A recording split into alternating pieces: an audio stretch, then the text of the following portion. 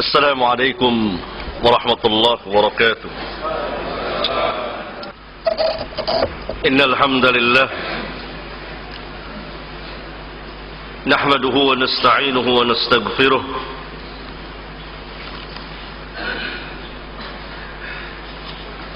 ونعوذ بالله من شرور أنفسنا ومن سيئات أعمالنا. من يهده الله فلا مضل له ومن يضلل فلا هادي له. وأشهد أن لا إله إلا الله وحده لا شريك له. وأشهد أن محمدا عبده ورسوله. أما بعد، فإن أصدق الحديث كتاب الله، وأحسن الحدي حدي محمد صلى الله عليه وسلم، وشر الأمور محدثاتها، وكل محدثات بدعة، وكل بدعة ضلالة، وكل ضلالة في النار.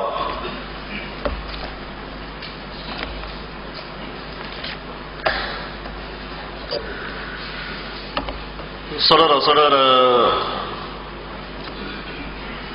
yang saya muliakan,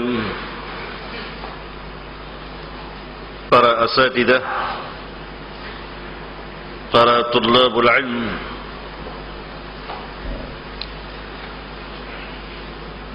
kita berkumpul di sini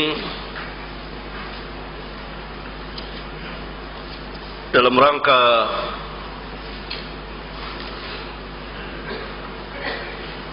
membahas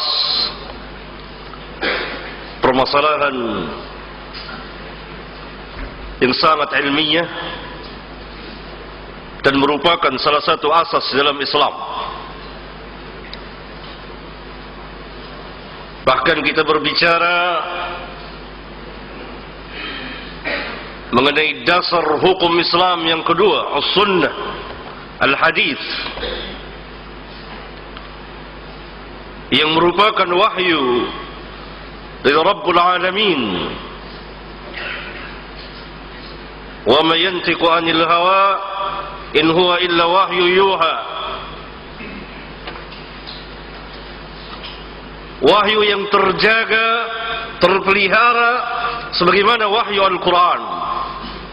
Inna nahnu nazzalna adh-dhikra wa inna lahu lahafizun. Wahyu yang menjelaskan wahyu Al-Quran. Wa anzalna ilaika adh-dhikra litubayyina lin-nas ma nuzila ilaihim wa la'allahum yatafakkarun. Dan kami turunkan kepadamu Al-Quran agar supaya engkau memberikan penjelasan kepada manusia apa yang diturunkan kepada mereka dari Rabb mereka. Rasulullah sallallahu alaihi wasallam pernah bersabda dalam sebuah hadis sahih yang dikeluarkan oleh Imam Abu Daud, "Inni utitul kitab wa mithluhu ma'ahu." Sesungguhnya telah diberikan Alkitab kepadaku dan yang seperti Alkitab, yang turunnya bersama Alkitab, yaitu as-sunnah, al-hadis.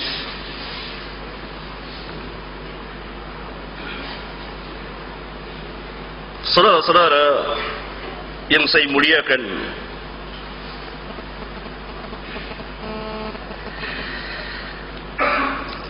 di antara kekhususan umat ini yang tidak dimiliki oleh umat-umat yang terdahulu adalah adanya isnad atau sanad, jalannya orang-orang yang meriwayatkan sampai kepada matan,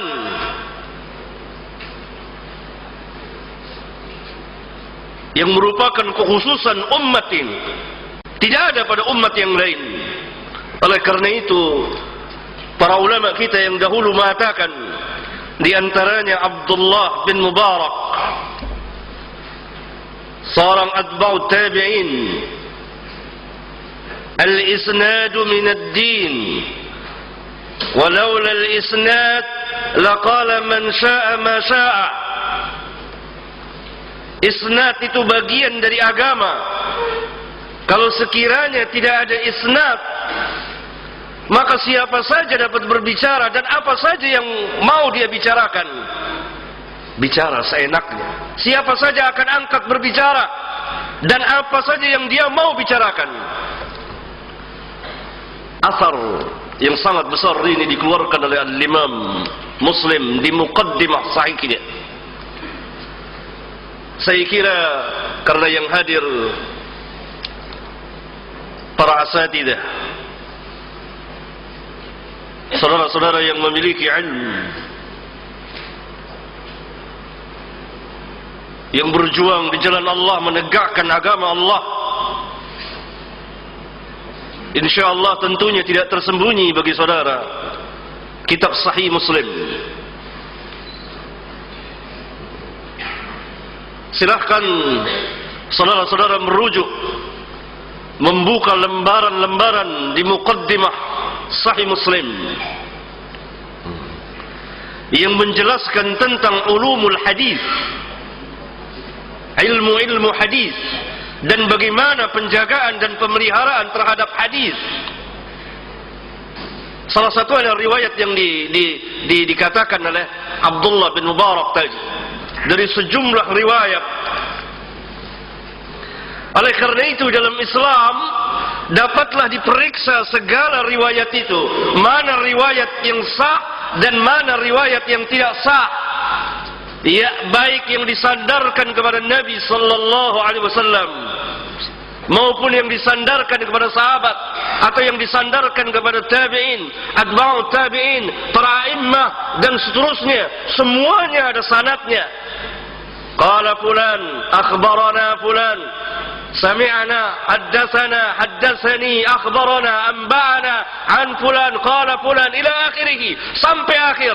Ini namanya sanad, jalannya orang-orang yang meriwayatkan itu, yang tidak ada di agama Kristen dan di agama Yahudi dan umat-umat yang lain yang merupakan kebesaran, keistimewaan, kemuliaan, ketinggian umat ini, sehingga mereka dapat membedakan mana firman Allah dan mana sabda Rasulullah SAW, mana sabda Rasulullah SAW, mana perkataan sahabat, mana tabi'in, mana atba'ut tabi'in, dan seterusnya.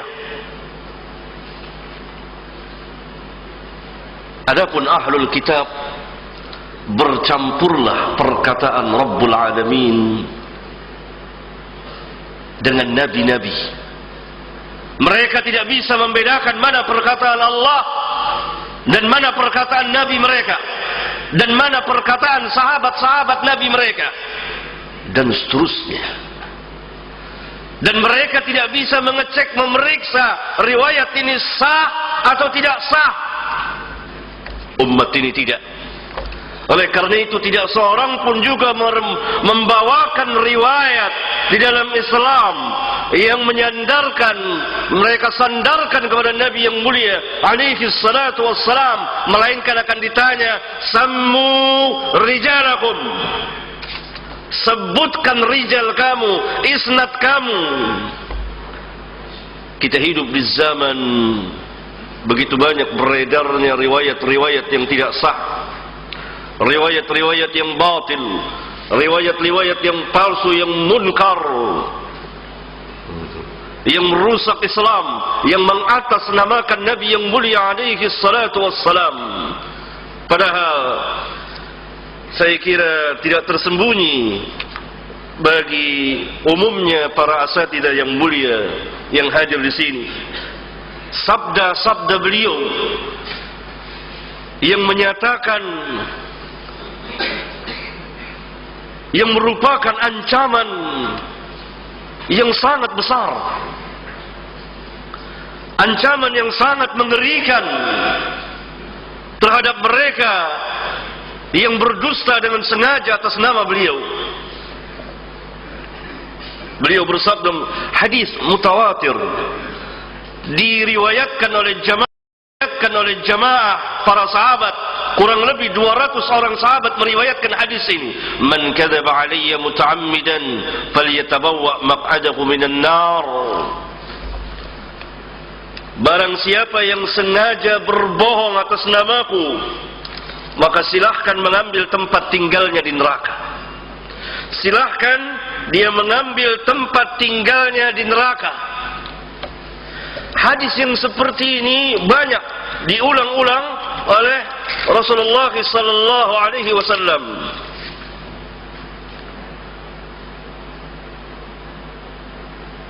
Dalam riwayat yang lain, man taqawwala alayya ma lam aqul falyatabawwa maq'adahu minan nar.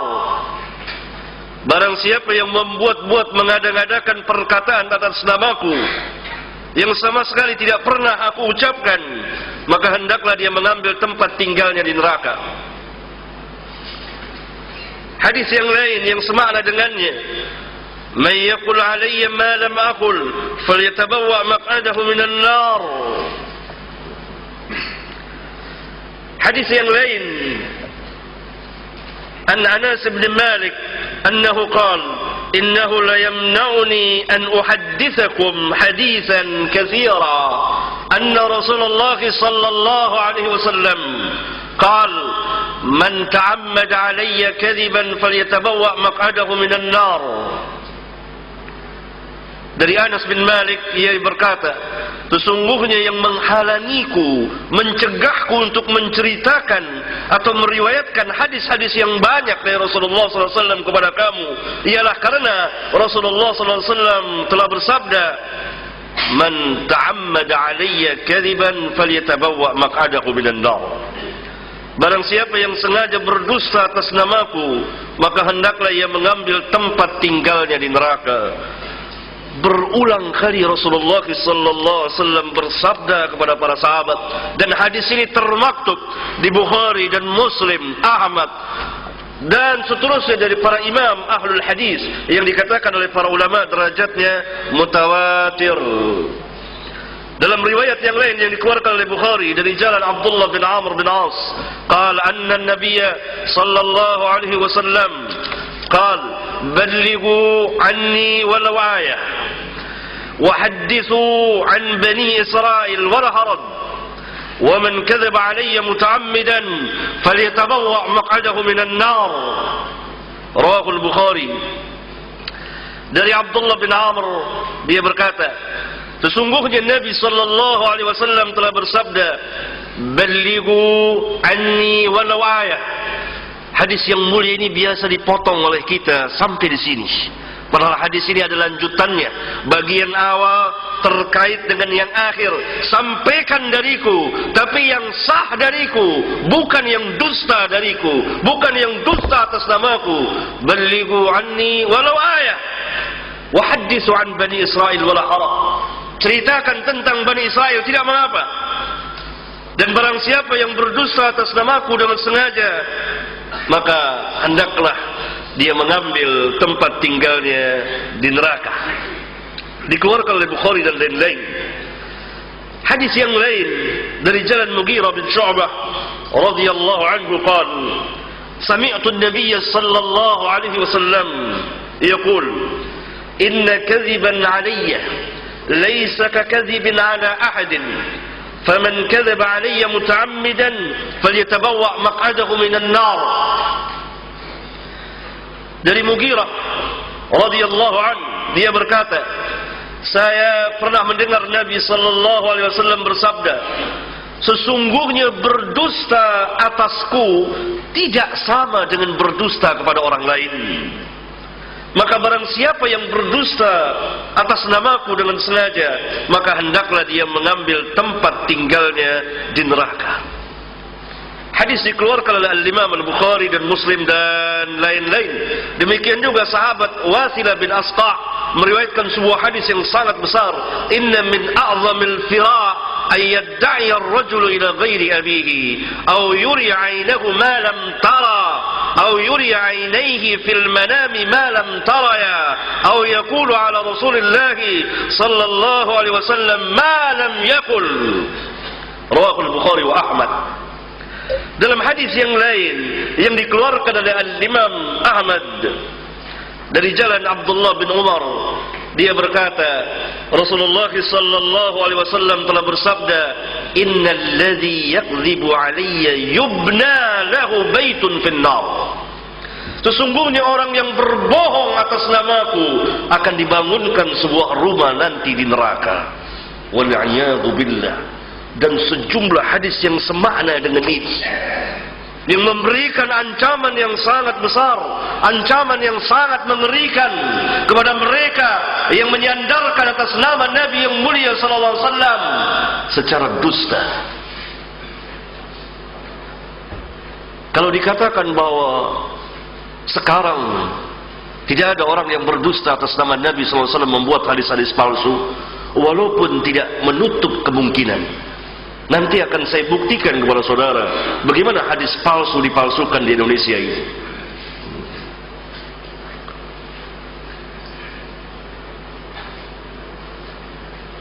Tetapi yang membawakan, menyampaikan riwayat-riwayat yang palsu itu banyak sekali.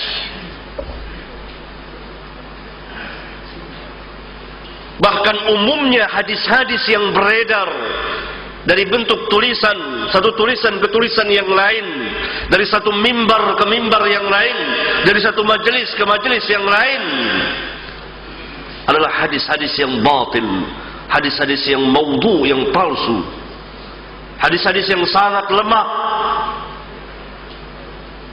Hal ini saya katakan bukan tanpa pemeriksaan dan penelitian, karena saya pernah memeriksa dan diperintah oleh salah satu lembaga pada tahun 85 sampai 87 untuk mengecek hadis-hadis yang beredar di Indonesia yang biasa dibawakan baik dalam bentuk tulisan maupun lisan.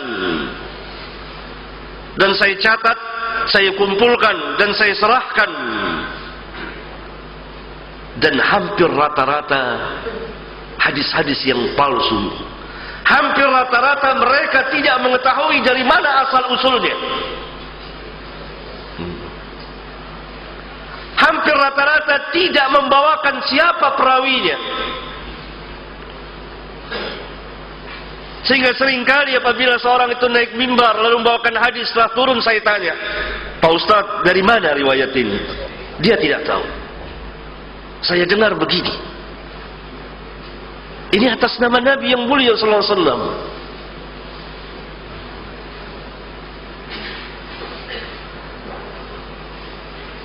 Nah, mereka yang membawakan hadis-hadis palsu ini bukan untuk memberikan penjelasan, terkena ancaman yang sangat besar. Itu sabda Rasulullah SAW yang dikeluarkan oleh Imam Muslim dan lain-lain dari jalan beberapa orang sahabat. Beliau pernah bersabda, "Man haddatsa anni wa fi riwayatin man rawa anni bi haditsin yura wa fi lafdin yara annahu kadhibun fa huwa ahadul kadhibin wa fi lafdin al-kadhibain."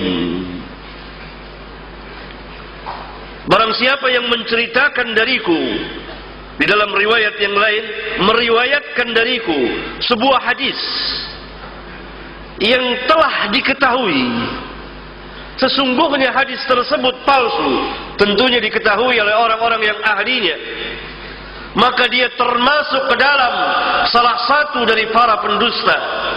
Dalam salah satu lafaz dikatakan, maka dia termasuk ke dalam salah satu dari dua orang pendusta. Dia yang membuat hadis palsu dan dia yang menyebarkannya.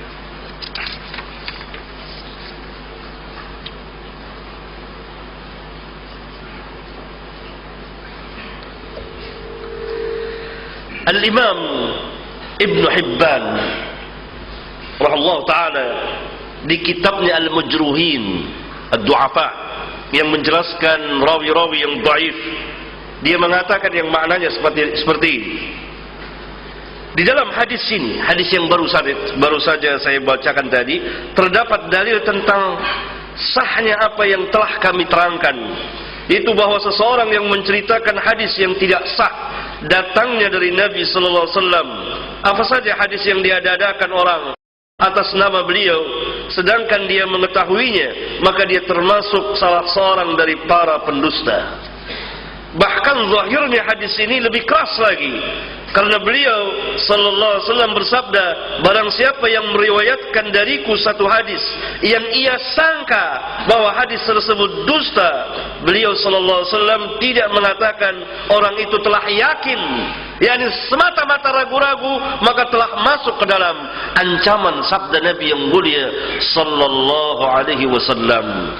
Karena dia tidak memulangkan kepada ahlinya, dia tidak memeriksa dan melihat lagi, dia tidak mengecek lagi, dan dia lalaikan hal yang sangat besar ini.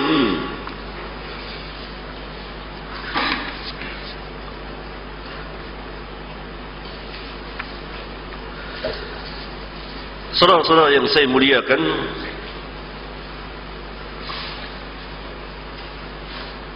apa yang dimaksud dengan hadis yang palsu tentunya dibicarakan oleh para ulama di kitab-kitab mustalahul hadis. Hadis yang dipalsukan atas nama Nabi sallallahu alaihi wasallam adalah disandarkan orang, ya, hadis yang dibuat-buat.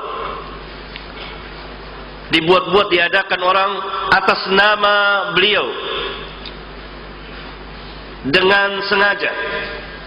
Ini oleh para pendusta, dengan tidak sengaja, dari orang-orang yang jahil, yang tidak mengerti hadis, dari orang-orang yang bukan bagiannya hadis, dia tidak ahlinya dalam hadis, maka terdapat kekeliruan-kekeliruan. Dari orang-orang yang tertuduh dusta atas nama Nabi sallallahu alaihi wasallam, maka lahirlah hadis-hadis palsu. Diperiksa oleh para ulama, siapa yang meriwayatkan hadis ini? Si fulan. Bagaimana si fulan? Yang memeriksa para imam, Al-Imam Ahmad, Al-Imam Al-Syafi'i, Al-Imam Malik, Al-Imam Bukhari, Imam Muslim, Yahya bin Ma'in dan lain-lain dari para tabi'in, atba'u tabi'in. Kita dapat membacanya di kitab Rijalul Hadis, kitab-kitab yang menjelaskan masalah ini. Ada lagi hadis-hadis yang beredar yang tidak mempunyai sanad sama sekali, yang dikatakan oleh para ulama la asla lahu, tidak ada sanadnya, beredar dari mulut ke mulut, dari satu tulisan ke tulisan yang lain, dan termaktub di sebagian kitab yang penulisnya bukan ahlinya.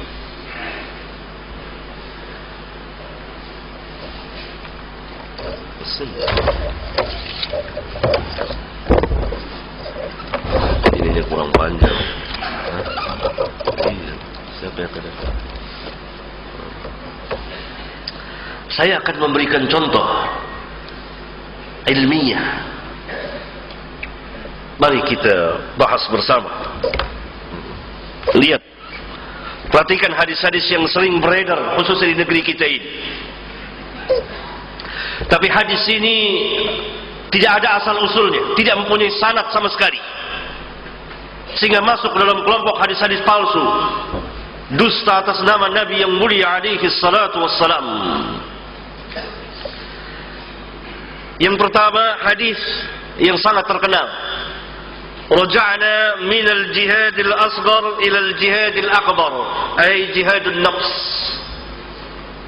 Saya kira ini sering dibawakan khususnya pada bulan Ramadan. Hadis ini tidak mempunyai asal usulnya. Dibawakan oleh Al-Ghazali, Al-Imam Al-Ghazali di kitab Ihya'nya di dua tempat. Dalam salah satu lafaz Al-Ghazali mengatakan membawakan dan menyandarkan langsung. Begini kata Al-Ghazali pada tempat yang lain di kitab tersebut, dan telah bersabda Nabi kita sallallahu alaihi wasallam kepada satu kaum yang baru datang dari peperangan, marhaban bikum qadimtum minal jihadil asghar ila al jihadil akbar. Qil ya Rasulullah wa mal jihadul akbar? Qala jihadun nafs. Ghazali tidak menyebutkan perawinya siapa.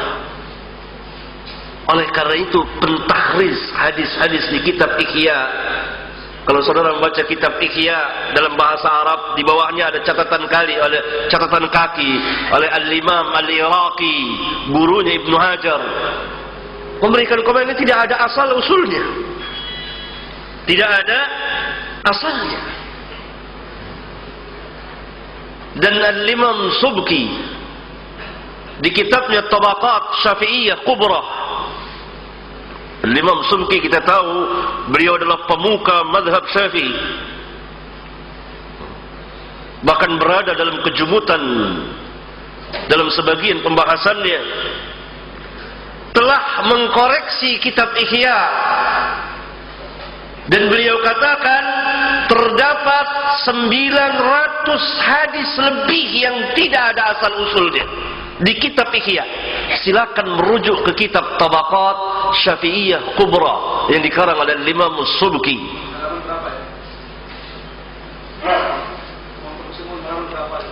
Yang di mana?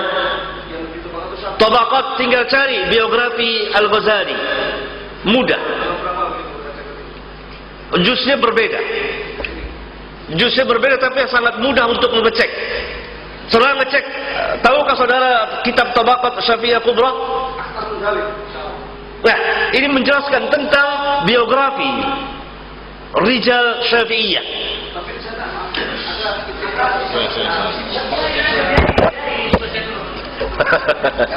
Iya, ada sekalian. Ya, sebentar nanti ada kesempatan ya untuk kita bertanya jawab. Insyaallah kita berikan kesempatan dulu Ustaz untuk melanjutkan. Iya. Sabar. Kita bahas. Karena hal itu memang tidak perlu ditanyakan, sangat sahal, sangat mudah sekali. Iya. Lanjut. Saya lanjutkan.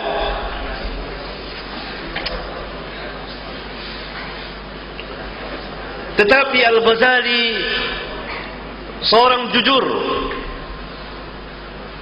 Dia mengatakan di kitabnya Qanun Ta'wil.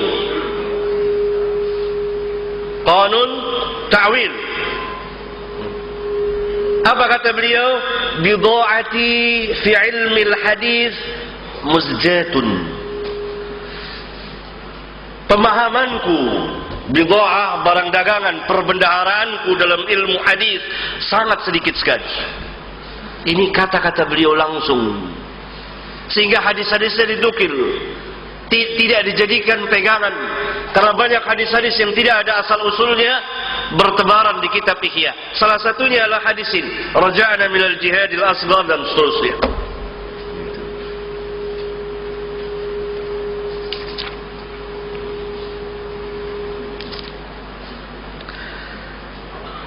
Contoh yang lain, hadis yang kedua dan ketiga, yang tidak juga ada asal usulnya tapi sering dibawakan, itu Al-Fatihah lima quri'at lahu, dan Yasin lima quri'at lahu. Surat Al-Fatihah itu tergantung niatnya untuk apa dia dibaca. Surat Yasin itu tergantung niatnya untuk apa dia dibaca. Dijelaskan oleh para ulama, di antaranya oleh Al-Imam As-Sakhawi di kitabnya Maqasidul Hasanah, bahwa hadis ini tidak mempunyai asal usul. Al-Imam As-Sakhawi saya kira ma'ruf, kitabnya Maqasidul Hasanah menjelaskan hadis-hadis yang beredar yang sangat masyhur. Sebagiannya sahih, sebagiannya hasan, sebagiannya dhaif, sebagian lagi tidak ada asal usulnya.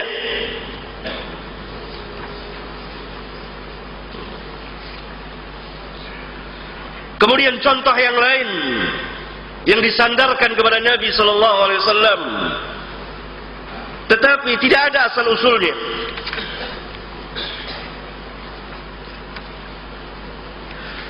Ulama'u ummati ka'anbiya'i Bani Israel. Ulama umatku seperti nabi-nabi dari Bani Israel. Hadis ini tidak mempunyai asal usul, sebagaimana dijelaskan oleh Syekh Muhammad Nasiruddin Albani rahimahullah ta'ala di kitabnya Silsilah Dha'ifah.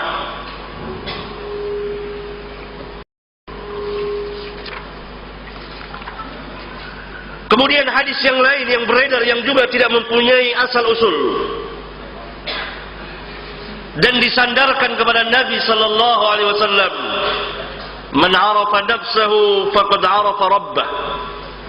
Barang siapa yang mengenal dirinya pasti dia mengenal Rabbnya.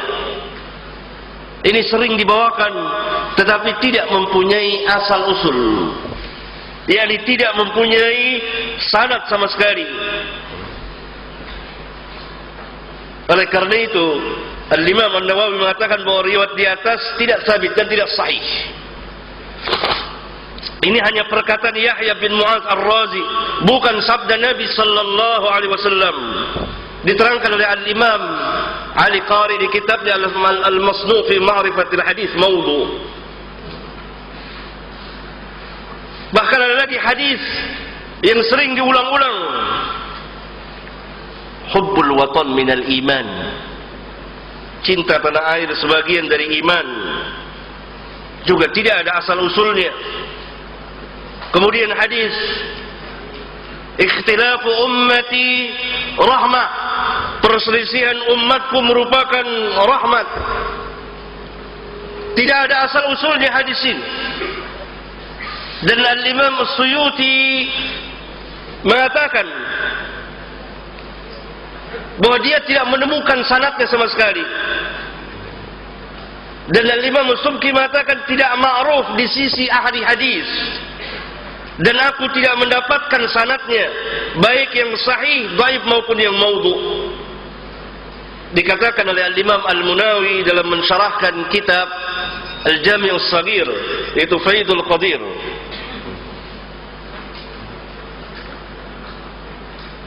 Hadis yang sangat batil, hadis yang menghancurkan persatuan umat Islam, hadis yang sering dibawakan dan disandarkan atas nama Nabi sallallahu alaihi wasallam. Kemudian riwayat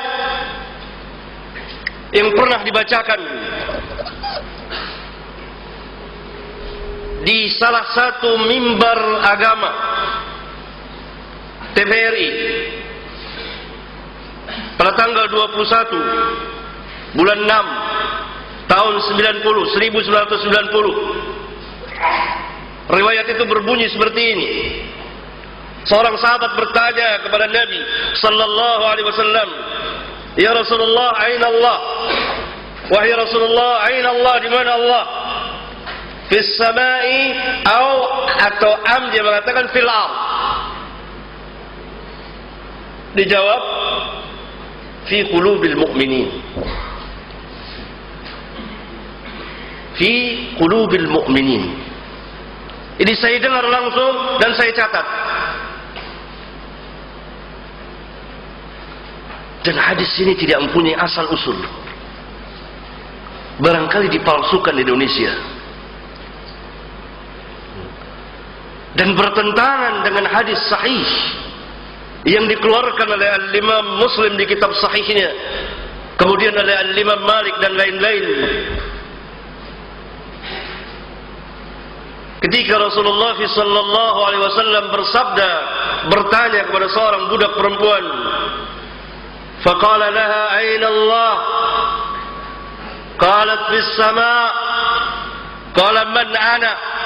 Qalat anta Rasulullah. Qala a'tiqha fa innaha mu'minah. Ini hadis yang sangat besar, sahih. Beliau bertanya kepada seorang budak perempuan, di mana Allah? Budak perempuan itu menjawab, fis sama', di langit, di atas langit.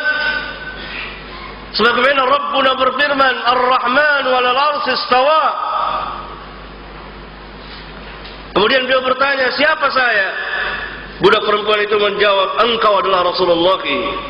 Maka beliau mengatakan, merdekakan dia, sesungguhnya dia seorang wanita mukminah. Kemudian hadis lain lagi yang tidak ada asal usulnya, ajjilu bis salati qabla al-fauti wa ajjilu bit taubati qabla al-maut. Disandarkan atas nama Nabi yang mulia sallallahu alaihi wasallam. Padahal para ulama di antaranya Al-Imam As-Sadani di kitabnya Al-Mawdu'at nomor 34 mengatakan hadis ini maudhu' la asla lahu, tidak ada asal usulnya.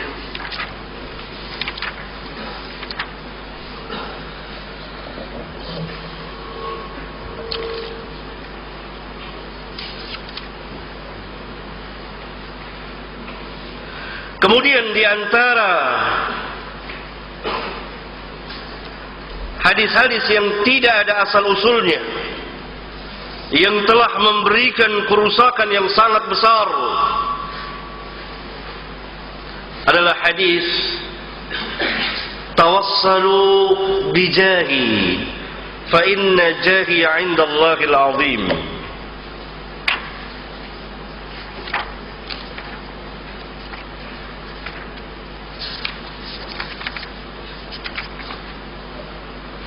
Tawassalu bijahi fa inna jahi 'inda Allahi 'azim. Bertawassullah dengan kebesaranku, sesungguhnya kebesaranku di sisi Allah sangat besar. Disandarkan atas nama Nabi sallallahu alaihi wasallam, padahal Nabi sallallahu alaihi wasallam tidak pernah mengucapkannya sama sekali.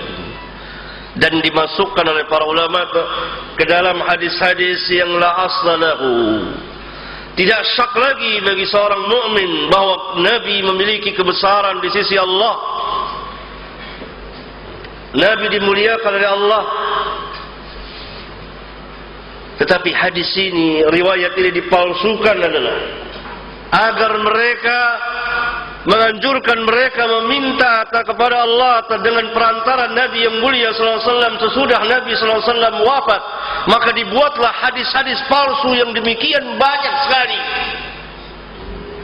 sehingga timbullah kesyirikan yang besar, syirkul akbar, meminta kepada Allah dengan perantara Nabi sallallahu alaihi wasallam yang telah wafat, yang tidak pernah dilakukan dan dikerjakan oleh para sahabat dan kaum mukminin. Maka lahirlah hadis-hadis palsu. Salah satunya yang membuat kerusakan adalah hadis ini, yang dikatakan oleh para ulama la aslahu, dia tidak mempunyai sanad.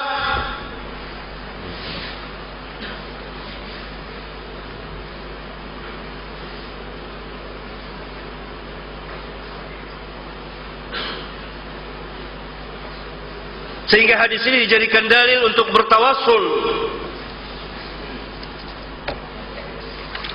Bertawassul kepada orang-orang yang telah mati, kepada Nabi yang mulia alaihi salatu wassalam. Ini salah satu hadis palsunya. Selain itu ada hadis yang lain lagi yang palsu, yang beredar di masyarakat. Man hajja fazara qabri ba'da wafati faka'annama zarani fi hayati. Barang siapa yang haji dan menziarahi kuburku sesudah matiku, maka seolah-olah dia menziarahiku di masa hidupku. Hadis ini hadis palsu. Hadis yang palsu dipalsukan atas nama Nabi sallallahu alaihi wasallam. Dan ini dicatat, dilihat oleh para ulama.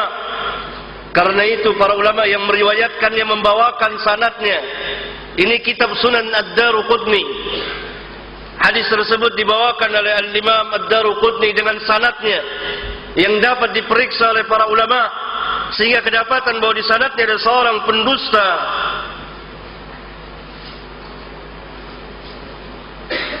dan rawi-rawi yang dhaif. Dan hadis ini batil dikatakan oleh para ulama, karena sahabat tidak sama dengan orang yang sesudahnya. Bagaimana mungkin bisa disamakan?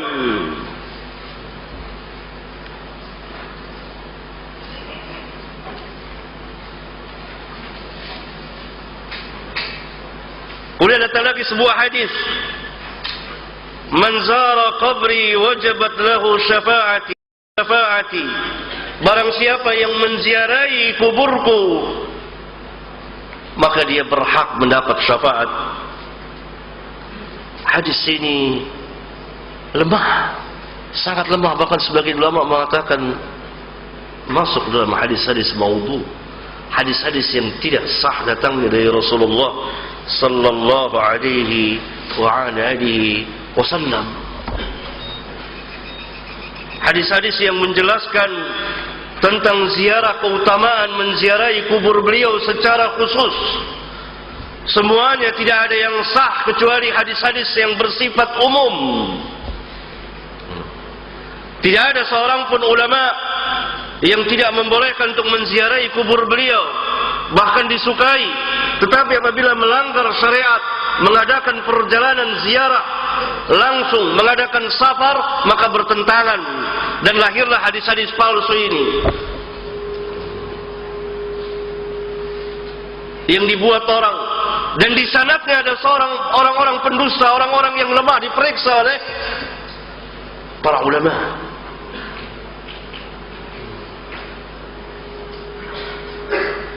Karena hadis Rasulullah sallallahu alaihi wasallam terpelihara, terjaga.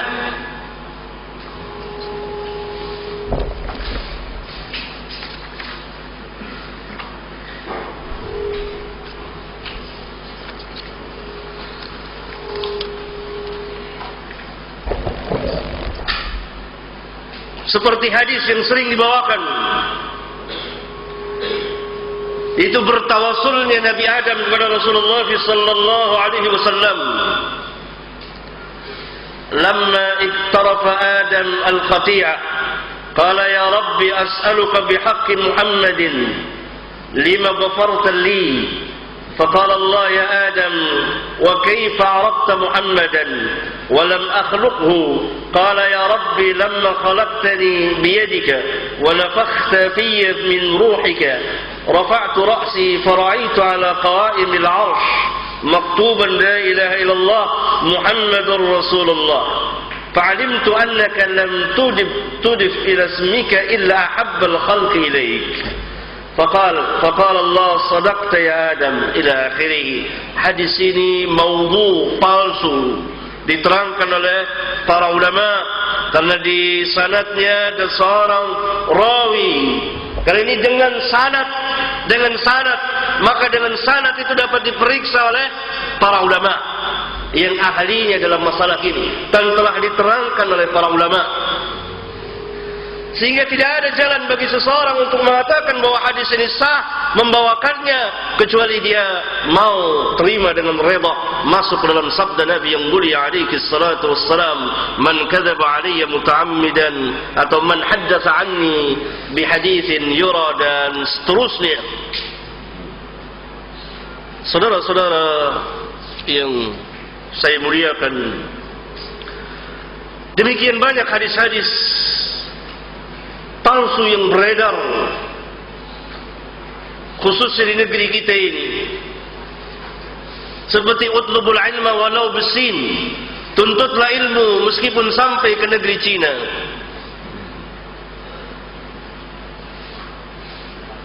Ini hadis lemah, bahkan dikatakan sangat lemah dan sampai kepada derajat maudhu. Padahal ini sangat masyhur sekali dan sering dibawakan. Dan pembawanya tidak tahu kalau ditanya siapa perawinya, dari mana dia mengutipnya, apalagi ditanya bagaimana isnadnya. Karena untuk mengetahui isnadnya harus diketahui siapa perawinya. Oh, diriwayatkan oleh Imam Fulan, maka diambil kitabnya, diperiksa, dilihat sanadnya, kemudian dilihat keterangan para ulama. Ada lagi hadis yang beredar, "Lau ya'lamul ibad ma fi Ramadan." Kalau sekiranya hamba itu mengetahui apa yang ada di bulan Ramadan, niscaya mereka akan menginginkan seluruh bulan-bulan Ramadan. Ini hadis palsu. Hadis palsu.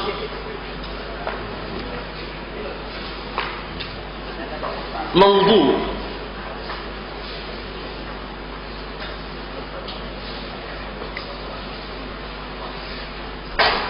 Ada lagi hadis yang batil, ana khatamun nabiyyin la nabiyya ba'di illa an yasha Allah. Saya adalah penutup para nabi, tidak ada nabi sesudahku. Ini hadis mutawatir sampai di sini. Kemudian kaum zindiq memberikan tambahan, illa ayyasha Allah, kecuali kalau Allah mau. Tambahan illa ayyasha Allah buatan kaum zindiq. Yang mutawatir adalah la nabiyya ba'di, tidak ada nabi setelahku.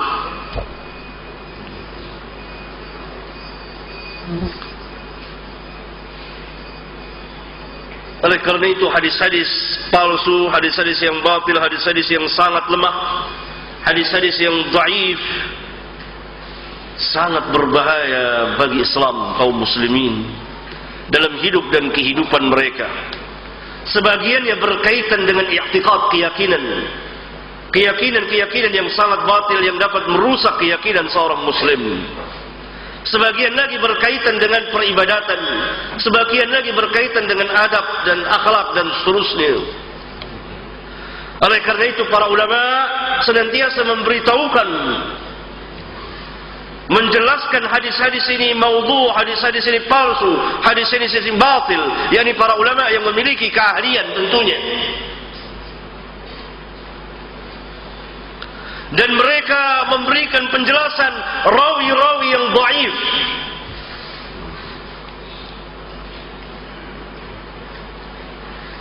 sehingga jelas dan terang semuanya demi membela, mempertahankan, membela nama Nabi yang mulia sallallahu alaihi wasallam, membela sunnah beliau, menjaga kehormatan beliau.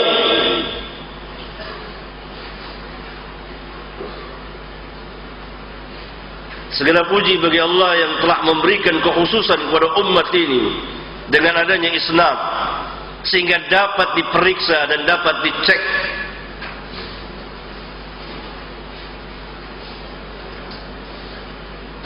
Nah, kesalahan-kesalahan yang terjadi adalah pertama tadi, membawakan riwayat-riwayat yang tidak ada asal usulnya, membawakan riwayat-riwayat yang maudhu, yang palsu, membawakan riwayat-riwayat yang sangat lemah, yang batil. Yang kedua, tidak menyebut siapa perawinya. Ada riwayat yang beredar yang kita tidak tahu, perlu dicek, perlu dilihat, perlu diperiksa. Yang ketiga, tidak memulangkan kepada kitab aslinya, asalnya, dan tidak memulangkan kepada ahlinya untuk diperiksa.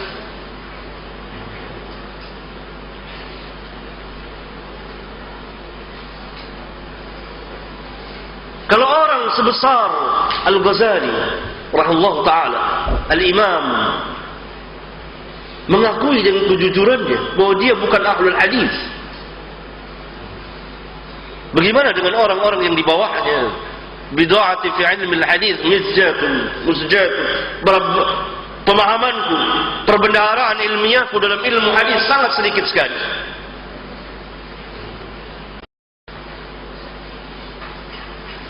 Oleh karena itu banyak sekali hadis-hadis palsu di kitab beliau.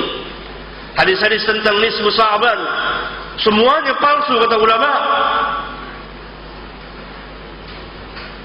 Tidak ada yang sah. Kata ulama, barang siapa yang mengangkat itu, mengatakan itu sah, maka hendaklah dia memberikan dalil, hendaklah dia memberikan sanadnya, hendaklah dia perlihatkan kepada kita isnadnya. Atas jalan apa dia mensahkannya, dan seterusnya. Barangkali ini saudara-saudara yang saya muliakan, dan kita lanjutkan dalam salat. Alhamdulillah dan terima kasih. Kita ucapkan kepada Ustaz Abdul Hakim Amir Abdad yang telah menyampaikan materi tentang bahaya menggunakan hadis-hadis palsu dan lemah. Baik, para ahli ulama yang saya hormati, yang saya muliakan, kita masuki sesi tanya jawab ini. Untuk termin pertama, 3 orang dari sisi kiri dan kanan. Ya, kami ucapkan terima kasih dan selamat jalan kepada Yai Munzil Tamam, Ketua MUI Provinsi DKI Jakarta, Ustaz. Iya. Atas sediaan waktu beliau sejak pagi sampai dengan hari ini. Untuk 3 penanya pertama, kami persilahkan kepada Ustaz Dr. Hamdan Rashid, salah seorang Dewan Pimpinan MUI Provinsi DKI Jakarta. Silakan Ustaz. Cukup dengan ini. Assalamualaikum warahmatullahi wabarakatuh. Waalaikumsalam warahmatullahi wabarakatuh. Benar sekali yang kita bahas pada siang hari ini, bahwa kita Islam memang harus selektif di dalam menggunakan hadis, sehingga tidak menggunakan hadis-hadis yang dhaif, apalagi yang maudhu. Barangkali kalau dhaif masih ada yang memperbolehkan, sepanjang itu terkait dengan fadhil amal. Bahkan Imam Hambali sendiri lebih senang menggunakan dhaif daripada analisa akal. Tapi saya sependapat bahwa kita memang harus menghindari hadis maudhu supaya kita tidak jatuh pada sabda Nabi yang mengatakan man hadatsa alayya muta'ammidan fayabawa Allah minan. Dalam kaitan dengan masalah kriteria ini, memang kita melihat dalam ulumul hadis itu kan bermacam-macam. Membuat kriteria hadis yang sahih, hasan dan dhaif. Bahkan nanti dalam bidang akal sendiri, Imam Hanafi hanya menerima hadis yang mutawatir minimal masyhur. Kemudian nanti di kalangan Syiah itu akan berbeda juga, yang diterima hanya riwayat-riwayat dari Ahlul Bait dan seterusnya. Maka melihat adanya perbedaan-perbedaan di dalam membuat kriteria ini, memang perlu kita gunakan standar yang bisa kita terima semuanya. Kemudian dalam beberapa hadis yang disampaikan tadi, yang disinyalir merupakan hadis yang maudhu, termasuk dalam kaitan dengan masalah ziarah makam Rasul. Sungguh pun hadis itu dinilai sebagai maudhu, tapi tidak menghalangi kita untuk berziarah, apalagi dalam kaitan dengan ziarah ke Masjid An-Nabawi. Karena juga ada hadis yang mengatakan atau syaddu rihal illa dalam masjid, di antara masjid ya. Kemudian juga kita datang ke Rasul. Ini pun juga kalau kita baca dalam surat An-Nisa ayat 64, Allah berfirman, walau annahum idh dhalamu anfusahum ja'uka fastaghfirullah wastaghfirur rasul wallahu tawwabur rahim. Walaupun mungkin berbeda penafsiran, oh itu jalan pada Rasul masih hidup, tapi juga ada yang menafsirkan datang kepada Rasul setelah wafat pun juga mempunyai suatu fadilah. Oleh karena itu, secara prinsip kita sependapat supaya kita memisahkan mana hadis yang bisa diamalkan dan mana yang tidak. Tapi juga jangan sampai amaliyah yang sudah ada di masyarakat itu langsung kita vonis itu adalah sesat. Sebab boleh jadi ada landasan lain yang terkait dengan amal itu, yaitu dari nas Al-Quran atau mungkin dari hadis-hadis yang lain. Kemudian juga dengan masalah wasilah, kita pun juga tidak boleh memvonis bahwa satu bukan itu musyrik. Bukankah kita selalu mendoakan ketika azan? Di antaranya adalah kita selalu berdoa supaya kita adi Sayyidina Muhammad wasilah. Kita mohon kepada Allah supaya wasilah. Al-Quran juga mengatakan waktu bila wasilah. Walaupun mungkin kita berbeda pendapat, kalau menurut saya wasilah itu amal soleh, silakan saja menurut Anda. Kalau menurut keyakinan yang lain, barangkali wasilah itu juga bisa kepada orang yang soleh misalnya. Itulah masalah wasilah. Oleh karena itu, saya sependapat bahwa kita harus menjalankan sesuatu, tapi jangan langsung memvonis bahwa amaliyah yang dilakukan oleh masyarakat itu mesti salah. Ya. Kemudian terakhir, kita juga perlu waspada di dalam rangka kita komitmen pada sunnah Nabi ini, karena memang ada upaya-upaya dari kelompok-kelompok orang yang tidak suka Islam untuk halal Islam itu dengan cara ibadul muslimin antiri. Antara apa itu? Pertama adalah at-tashkik fi al-ulama. Sungguh pun kita mungkin tidak sepakat Al-Ghazali ada hadis yang masuk oke, untuk itu kita singkirkan. Tapi bukan berarti semua karya Al-Ghazali itu salah untuk kita. Jangan sampai kita nanti masuk pada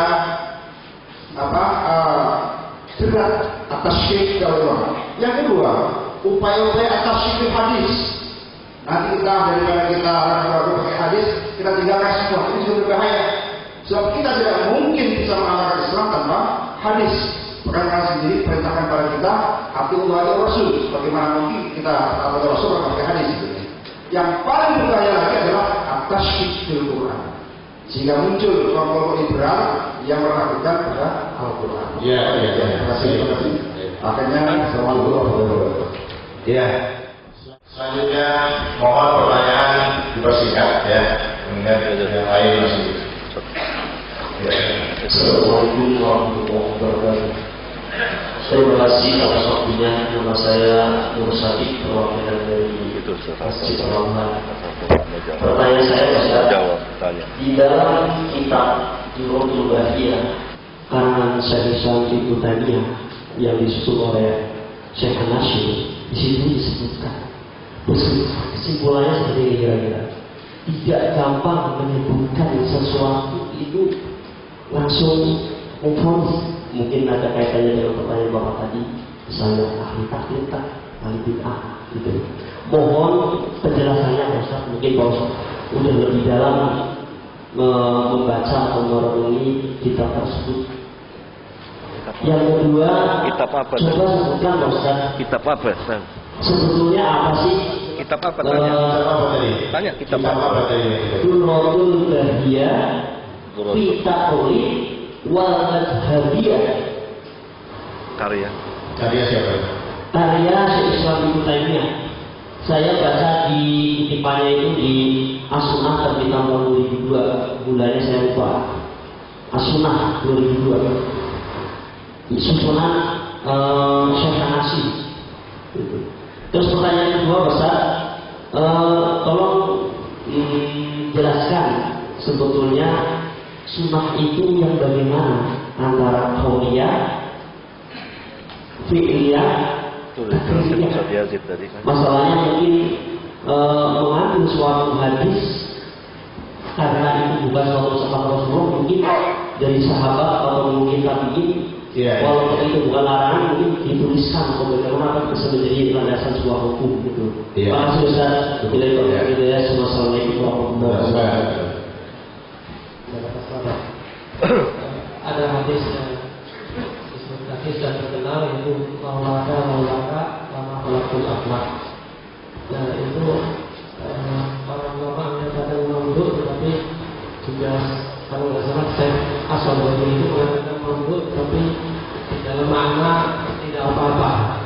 Nah ini bagaimana dan juga kaitannya dengan keyakinan Nur Muhammad bagaimana? Terima kasih. Assalamualaikum warahmatullahi wabarakatuh. Iya. Yang belum.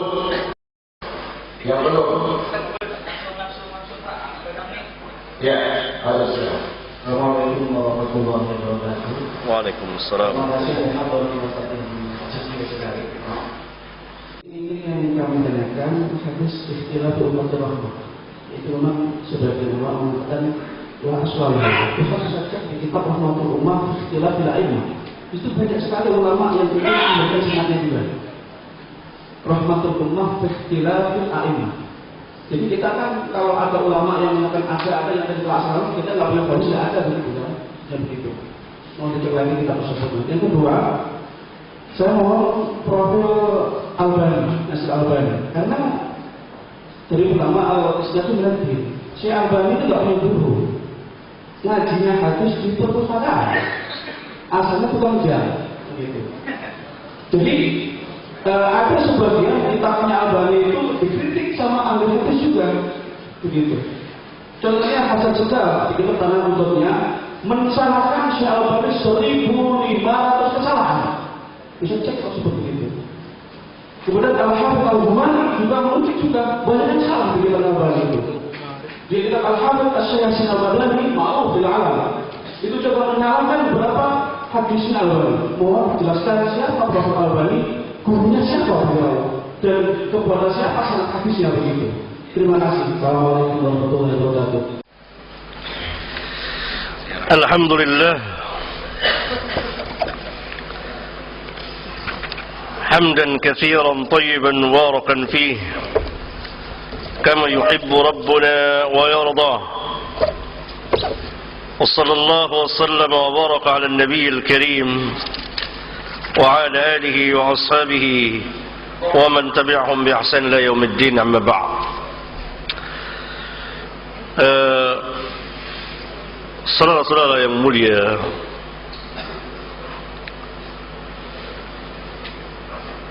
sebagian dari apa yang saya jelaskan saudara dapat memahaminya, saya kira insyaallah. Sebagian lagi tidak paham, sehingga kita tidak masuk langsung ke fokus tema maudhu.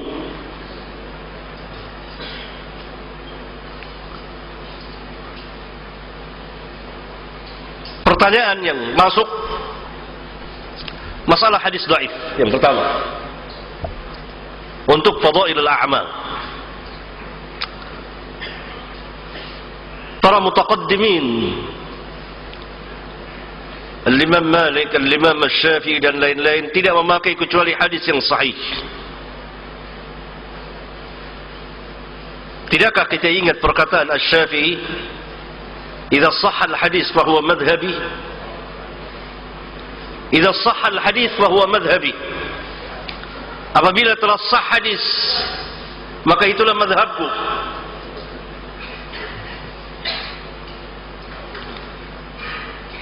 Yani tidak menjadi madhab beliau hadis-hadis yang dhaif, apalagi maudhu. Imam Syafi'i. Dan apa saja yang tidak ada syariatnya kemudian dianggap baik oleh manusia, maka beliau katakan orang itu telah membuat syariat baru. Perkataan beliau yang sangat terkenal sekali, "Man istahsana faqad syara'a." Barang siapa yang menganggap baik sesuatu, maka sesungguhnya dia telah membuat agama baru, syariat baru. Sebagian kaum mutaakhirin, An-Nawawi, Al-Hafidh Ibn Hajar, dan sebagian ulama membolehkan mengamalkan hadis dhaif untuk fadailul a'mal. Tidak berhenti sampai di situ. Ada persyaratannya. Ada persyaratannya yang telah disyaratkan oleh para ulama, yang tidak ada seorang pun sanggup memenuhinya kecuali para ulama itu atau orang-orang yang setaraf dengannya dan para ahlul hadis. Hadis tersebut pertama, syarat yang pertama khusus untuk fadailul a'mal dan targhib wa targhib, tidak untuk akidah, tidak untuk ahkam hukum dan lain-lain. Untuk mengetahui hadis ini masuk fadail, targhib dan targhib, apa ini hadis ahkam, perlu ilmu, perlu penelitian hadis yang banyak sekali. Syarat kedua, hadis tersebut tidak sangat dhaif. Dhaifnya ringan. Untuk mengetahui mana dhaif berat, mana dhaif ringan, perlu ilmu. Para ulama yang tahu.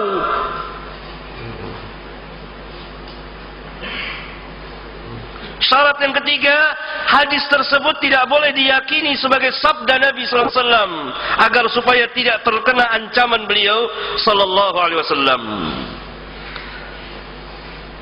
Syarat yang keempat, ini tidak boleh diyakini yang ketiga. Syarat yang keempat, hadis tersebut harus mempunyai dasar yang umum dari hadis yang sahih. Orang yang membawakannya harus mempunyai penguasaan terhadap ilmu hadis, riwayat dan dirayat. Syarat yang kelima, hadis tersebut tidak boleh dimasyhurkan. tidak boleh dimasyhurkan. Menurut Al-Hafiz Ibnu Hajar, apabila hadis-hadis dhaif itu dimasyhurkan, yakni diangkat ke permukaan sehingga dikenal oleh umat, niscaya akan terkena ancaman berdusta atas nama Nabi sallallahu alaihi wasallam. Yakni kalau saya bawakan di sini hadis dhaif dengan alasan untuk fadailul a'mal, saya masyhurkan ini. Menurut Ibnu Hajar, orang yang membolehkan membawakan hadis dhaif untuk fadail, melarang, itu termasuk dusta atas nama Rasulullah sallallahu alaihi wasallam.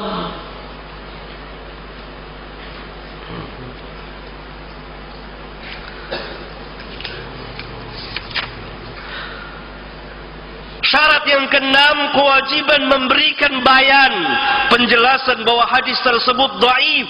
Sewaktu membawakannya tidak boleh diam, karena kalau diam berarti menyembunyikan ilmu.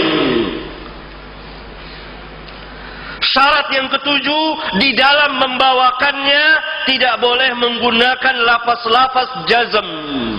Itu lafaz-lafaz yang menetapkan sesuatu, seperti dia berkata telah bersabda Rasulullah SAW, atau beliau telah mengerjakan sesuatu, atau memerintahkan, atau melarang, dan lain-lain yang menunjukkan ketetapan dan kepastian bahwa Nabi SAW telah bersabda. Ini tidak boleh. Yang boleh dengan sigat tamrid. Dan ini ditegaskan oleh An-Nawawi sendiri, yang membolehkan mengamalkan hadis dhaif untuk fadail. Al-Imam An-Nawawi di muqaddimah kitabnya Syarah Al-Muhadzab, Al-Majmu' Syarah Muhadzab, di muqaddimahnya yang sangat panjang sekali. Jadi tidak boleh kita katakan telah bersabda Rasulullah SAW. Tak boleh. Jadi syarat ini tidak terpenuhi. Jadi sepenggal saja boleh mengamalkan hadis dhaif untuk fadail, titik. Padahal ada kelanjutan dari perkataan ulama.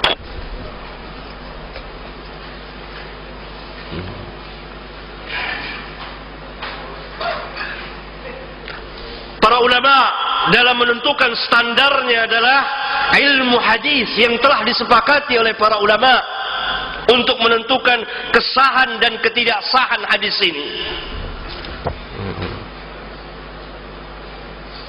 Misal mereka mengatakan hadis yang sahih adalah hadis yang bersambung sanadnya, berarti harus ada sanadnya, yang rawi-rawinya thiqat, yang tidak ada syak, tidak ada ilat qadihah, disepakati oleh para ulama. Hadis yang hasan yang berkurang dari itu, atau ada jalan yang lain. Hadis yang dhaif demikian. Hadis yang maudhu pun dijelaskan. Sangat mudah kita membacanya di kitab-kitab mustalah. Bacalah kitab Nukhbatul Fikr atau Syarah Nukhbatul Fikr oleh Al-Hafiz Ibn Hajar, atau kitab At-Takrib oleh An-Nawawi, ringkasan dari Ulumul Hadis oleh Ibnu Salah. Disepakati, tidak ada ngambang, tidak ada keraguan, jelas, nyata, terang, kecuali dengan Syiah Rafidhah, karena hadis menurut mereka berbeda dengan hadis menurut kita. Tidak mungkin disepakati, tidak mungkin disamakan. Syiah telah membuat hadis palsu sebanyak 300.000 hadis palsu. Itu yang diketahui. Tahukah saudara hadis menurut Syiah itu menurut mana? Dari jalan Ahlul Bait? Bukan.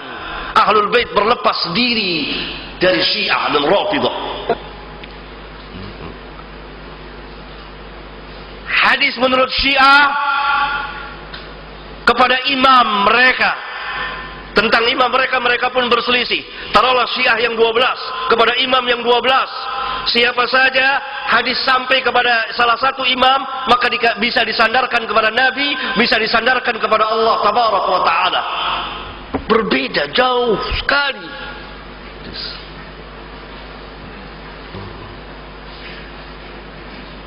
Yang kedua,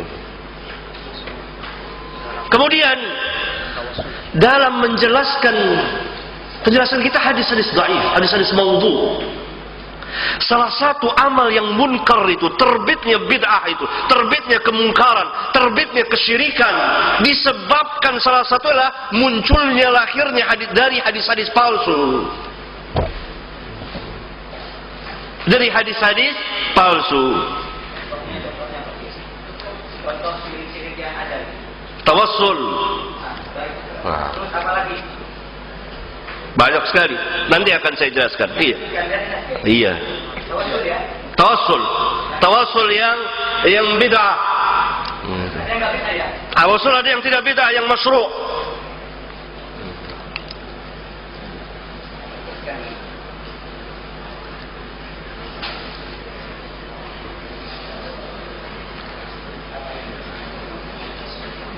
Jadi lahirlah dari hadis-hadis tersebut beberapa amal yang tidak disyariatkan.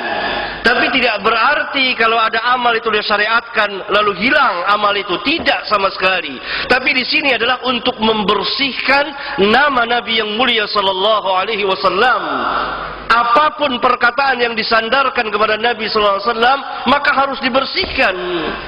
Ini bukan sabda Rasulullah sallallahu alaihi wasallam. Walaupun perkataan itu memang ada, tapi ini penyandaran kepada Nabi sallallahu alaihi wasallam. Ini yang harus kita pahami. Apa saja yang orang sandarkan atas nama Nabi sallallahu alaihi wasallam dan itu bukan dari Nabi sallallahu alaihi wasallam, harus kita katakan hadisnya maudhu.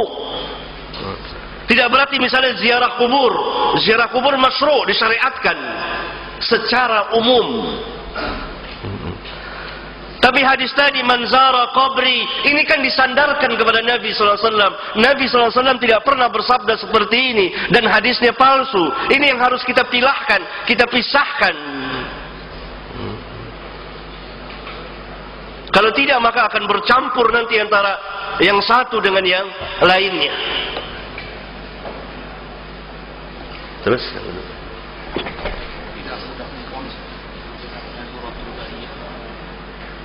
enggak tahu, saya enggak. Lain. Laulaka lima khalaqtu aflaq. Barangkali itu yang ditanyakan. Ini hadis maudhu dan sangat batil sekali. Dikatakan oleh para ulama. Dan Nur Muhammad tidak pernah ada. Di mana riwayatnya orang-orang zindik yang membuatnya? Yang diciptakan nur dari nur malaikat sebagaimana dikatakan dalam hadis sahih riwayat Imam Muslim. Walhasil harus jelas, harus ada kejelasan, harus ada isnad.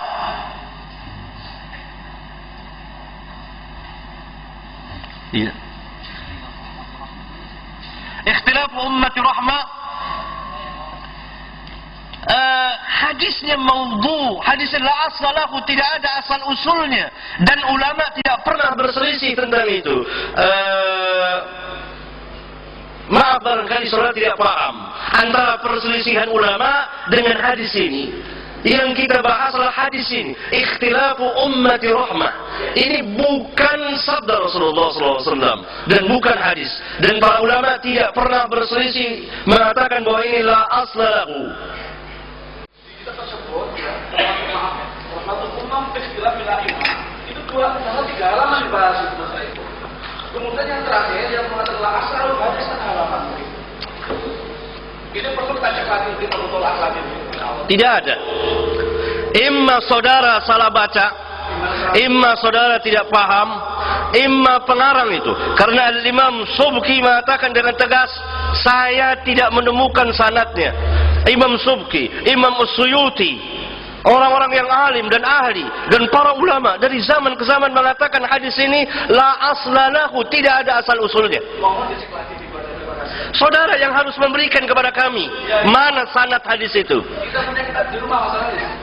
Kapan kita berjumpa? Silakan.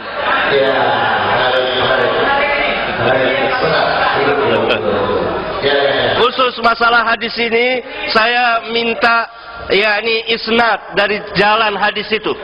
Saya minta dan dicatat oleh jamaah. Dan kapan kita ketemu boleh? Apa ketemu santai boleh atau ketemu ini boleh? Kami ingin mengadakan dialog seperti kita dan berbagi sama habis. Jadi ilmu bermanfaat kepada siapapun itu. Kalau satu orang biasanya fonis begitu. Kalau ada banding sama-sama habis kita berbincang dan berbincang dan usul yang bagus ya. Baik. Usul terima. Ya. Tapi untuk itu kita santai saja. Saudara ketemu dengan saya ketemu dengan saudara. Kita bahas masalah ikhtilafu umatir rahmah. Gitu. Saudara bisa datang kepada saya. Kapan nggak waktu kita ketemu? Santai saja.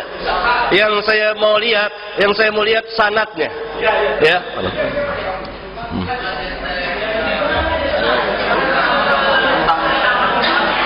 Tentang profilnya persiapan kemarin merevisi yang tenang Pak. Kita bahas ilmu di sini Pak. Bahas ilmu ini. Begini saudara, sudah sering dulu pertemuan pertama dia. Saudara merdeka. Saudara bebas, hurriyah. Saya mengungkapkan di sini, saya membahas soal saudara setuju nggak setuju, itu hak saudara. Gitu. Tidak ada paksaan dan dengan kepala dingin, tenang saja, hal biasa ini terjadi. Itu hal biasa, iya kan? Iya. Jadi begini, segala sesuatu, ya masalahnya kadang-kadang jadi luar biasa. Ini kadang-kadang yang berbeda dengan biar.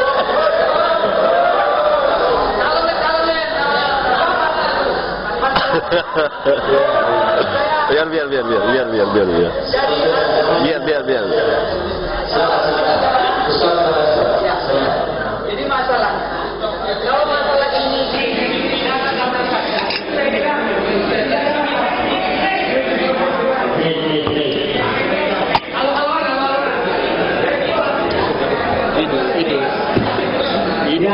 kalau kita ada begini kan nggak ramai. Ya, kita diskusi. Kalau nggak ada saya di sini nggak ramai. Benar nggak? Yang pertama, saya sampaikan. Saya mulai tadi ingin menyampaikan dalam forum ini memang harus ada pendamping. Satu.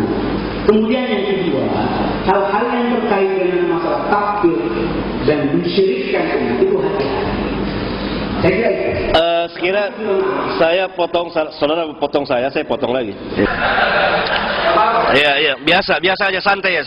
Biasa. Jadi ini juga kesalahpaham. Antara perbuatan syirik, al-fi'lu dan fa'il itu berbeda. Saya katakan perbuatan ini syirik, tidak langsung memponis orangnya, karena barangkali orangnya belum tahu. Seperti saudara membawakan hadis maudhu. Ini hadis maudhu, ini hadis palsu. Saudara belum tahu, tidak langsung diponis saudaranya. Demikian juga perbuatan tawassul menurut i'tiqad saya, keyakinan yang saya yakini, ini syirkul akbar. Sebagaimana meminta-minta kepada Allah dengan perantara orang-orang yang telah mati, syirik besar. Tunggu dulu. Ini Iya, saya tahu. Nih, begini. Dia perbuatan itu syirik, perbuatan itu bid'ah dilakukan oleh orang. Ada kalanya orang itu terkena sanksi kalau dia sudah tahu, sudah tegak hujjah. Kalau belum tahu, seperti umumnya masyarakat kita sekarang ini, itu tidak tahu atau belum tahu, atau di kepalanya masih ada syubhat seperti saudara, itu masih diberi umur. Gitu. Yang lain. Baik. Masih ada kesempatan buat yang lain.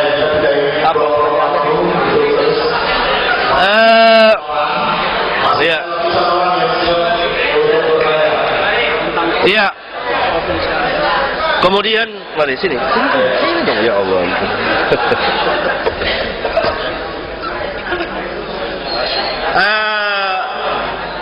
Pembicaraan mengenai Syekh Albani.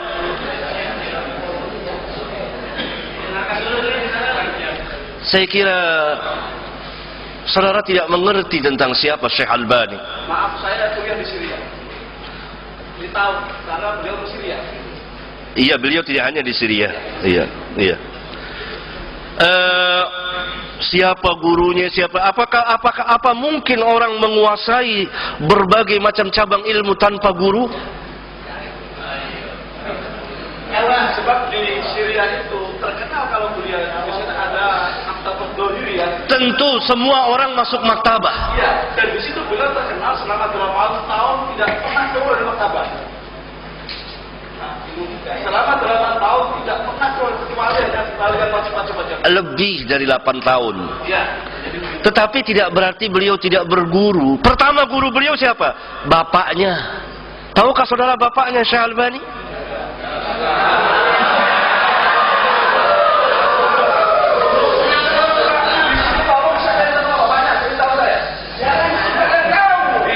Nah, ya, saya mau jelaskan enggak? Yang lain diam, sila duduk. Saya akan mau jawab sekarang. Saya mau jawab apa yang saudara katakan sangat besar sekali. Saudara bertanggung jawab dunia akhirat. Mengatakan begitu terhadap Syekh Albani. Sebagaimana hadis Rasulullah SAW dalam sebuah hadis sahih, "Man qala fi mu'minin ma laysa minhu asqalallahu adbatal khabar." Barang siapa yang mengatakan terhadap seorang mukmin apa yang tidak ada padanya, maka Allah akan tempatkan dia di radgatal khabal. Saya akan jawab. Tenang. Tadi saudara sudah punya hak untuk bicara. Kalau kapan saya akan menjawab? Gitu. Iya kan? Itu. Saya akan memberikan jawaban. Itu. Jadi Syekh Albani gurunya banyak. Pertama satu saya tunjukkan bapaknya seorang ulama. Seorang alim, belajar dengan bapaknya, belajar membaca kitab-kitab fikih dan lain sebagainya. Kemudian beberapa ulama dan beliau mendapat ijazah. Saudara baca di kitab biografi beliau, jelas nyata terang yang ditulis dan atas persaksian beliau. Ini saya ingin membantah saudara, agar saudara membaca balik. Adapun yang sakab dan lain sebagainya itu pembicaraan lain, karena mereka adalah termasuk ahlul bidah menurut ahlus sunnah wal jamaah. Saya kira nanti kita ketemu duduk berdua, terima kasih lebih panjang. Kalau enggak kasihan saudara-saudara yang lain.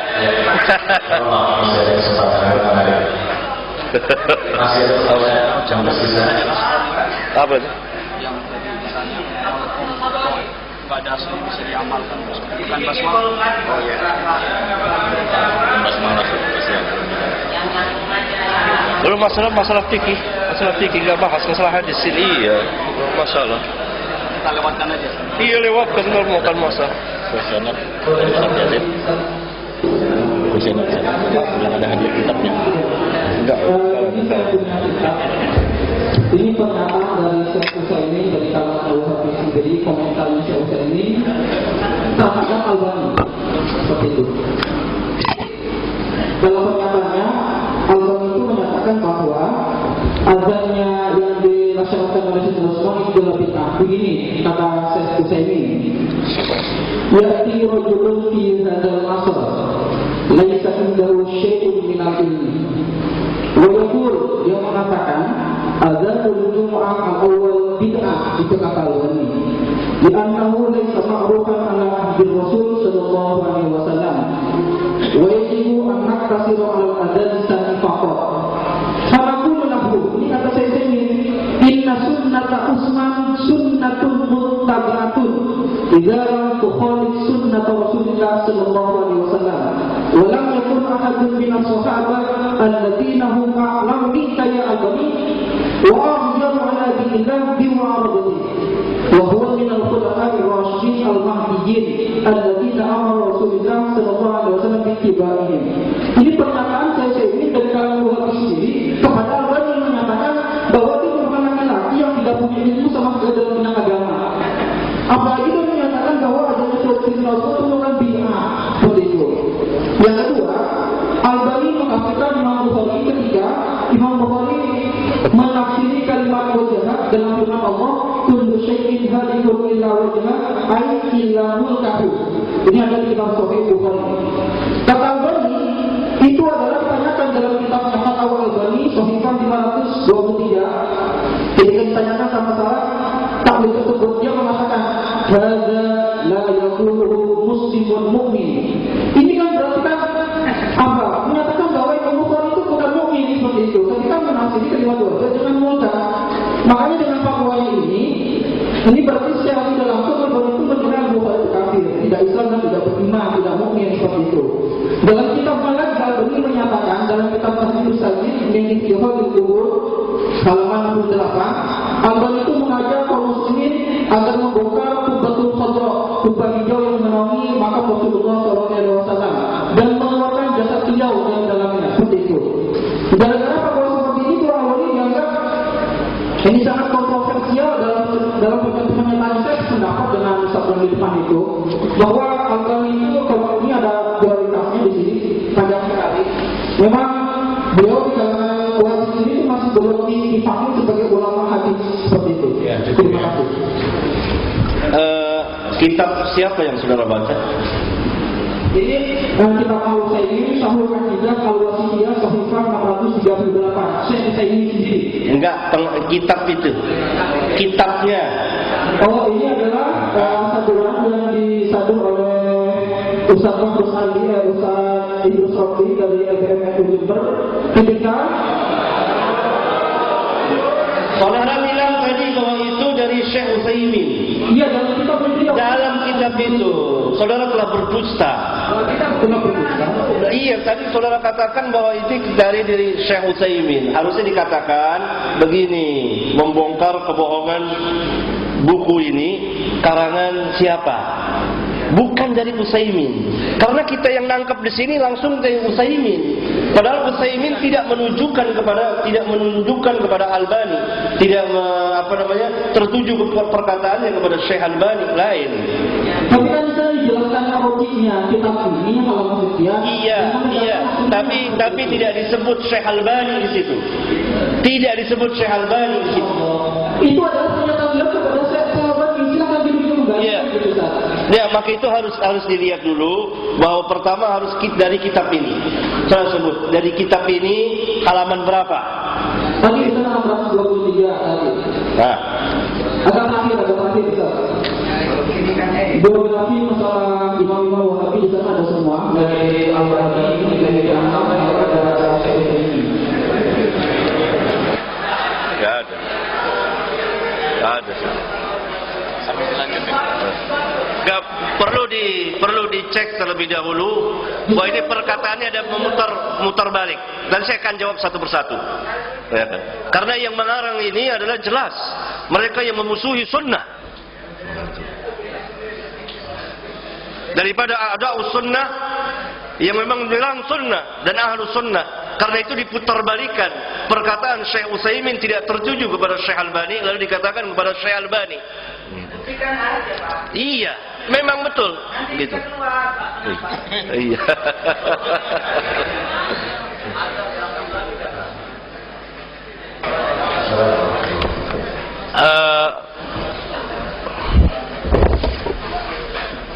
Apa? Enggak.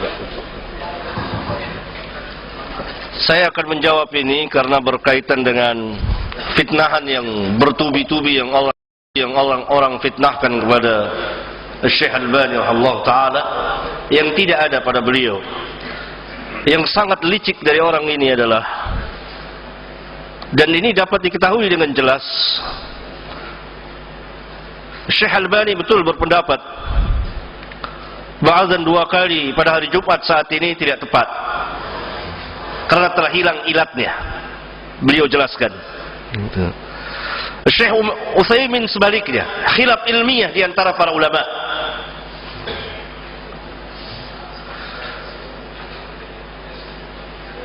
Sayangnya orang ini tidak membawakan perkataan Syekh Utsaimin yang begitu banyak yang memuji Syekh Albani.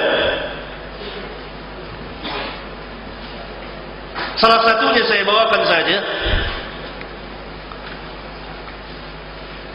Ketika Syekh Utsaimin bertakziah atas wafatnya Syekh Albani kepada istrinya, bahwa umur beliau sunnah semuanya, hidupnya dan matinya berada dalam sunnah. Itu takziah Syekh Utsaimin kepada Syekh Albani. Dan pujian-pujian yang lain banyak sekali Jadi di sini dibawakan perkataan, betul Syekh Utsaimin mengatakan perkataan ya'ti rajulun fi hadzal 'asr. Yang dimaksud bukan Syekh Albani. Kalla thumma kalla. Kelicikan penulis untuk menyudutkan Syekh Albani.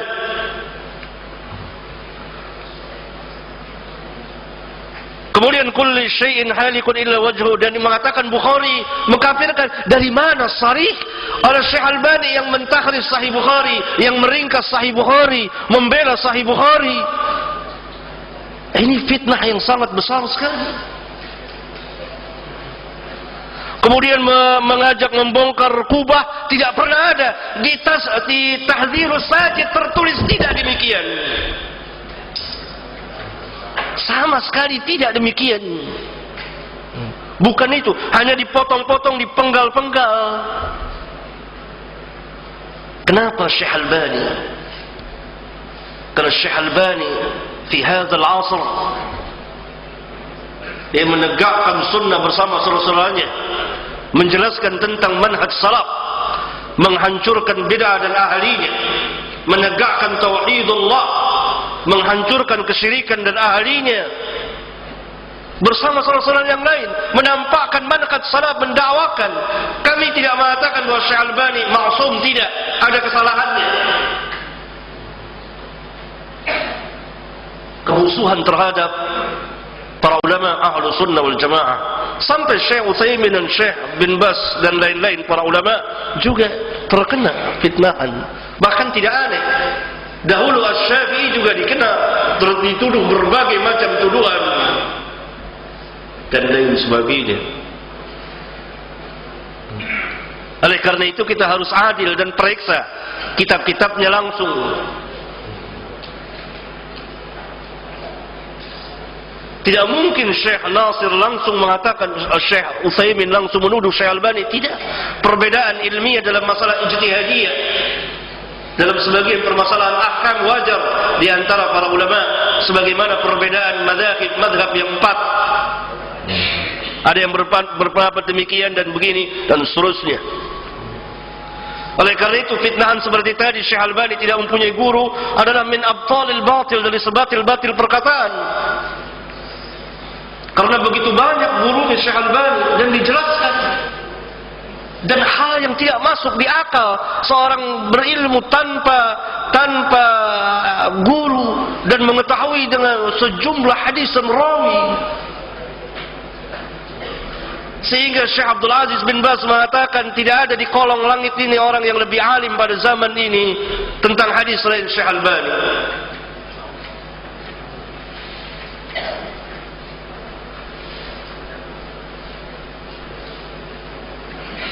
Harus ada bukti. Terus warahmatullahi wabarakatuh. Yang saya hormati Pak Ustaz. Jadi saat ini tidak bertanya, hanya ingin mengusulkan ya, atau minta pada Pak Ustaz Abdul Hakim. Mungkin kami kurang ya apa namanya mencari tentang hadis-hadis, ini penting juga bagi kami. Jadi kami minta kepada Pak Ustaz Abdul Hakim untuk memperbanyak atau disusun hadis-hadis palsu itu, disebarkan, dibaca kepada kami agar kami bisa membacanya gitu. Ya. Jadi kami tidak bertanya, hanya membaca surat saya. Jadi jangan teman-teman kalau bertanya semua orang dengan kepala dingin. Ini bukan berdebat, tapi kita tukar pikiran. Assalamualaikum warahmatullahi wabarakatuh. adapun saran saya telah membuat sudah lama. Hadis-hadis, enggak, ini punya saya. Hadis-hadis, mana dia punya saya? Ini dia. Hadis-hadis dhaif dan maudhu. Saya karang dan saya jelaskan. Saya hadiahkan tadi sama yang tanyakan saran. Ya.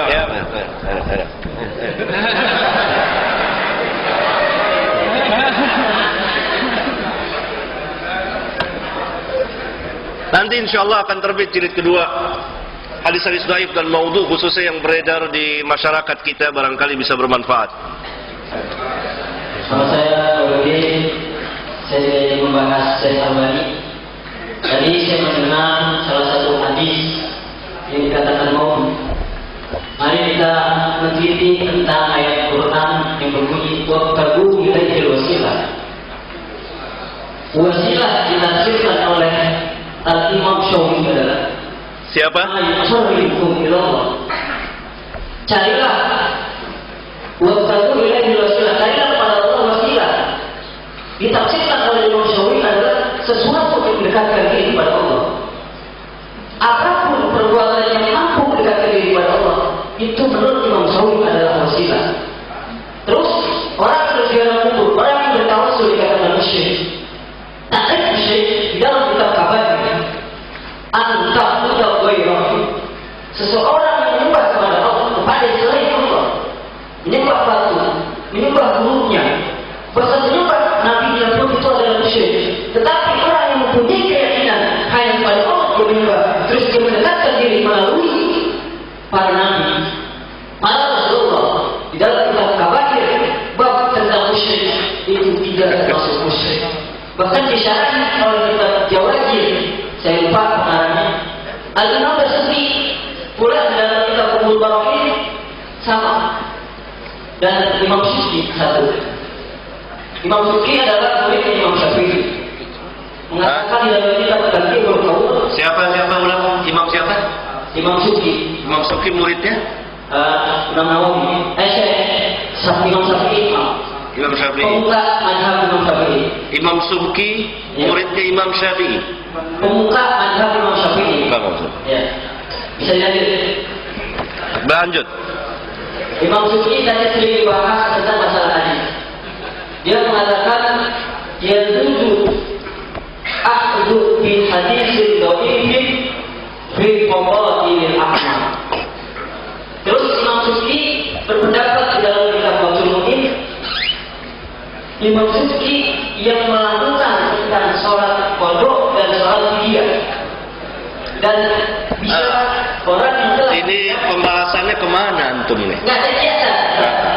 Coba difokuskan pembahasannya jadi mudah, kemudian tepat, kemudian enak didengar. Maksud saya gini. Jadi apa tawassul? Antum mau mengadakan pembelaan tawassul syirik, itu yang dimaksud? Ya, udah paham saya. Ya. Paham. Kalau itu saya sudah paham. Kedua masalah tadi maksud. Udah, cukup dulu satu dulu. Oh iya. Cukup dulu satu dulu.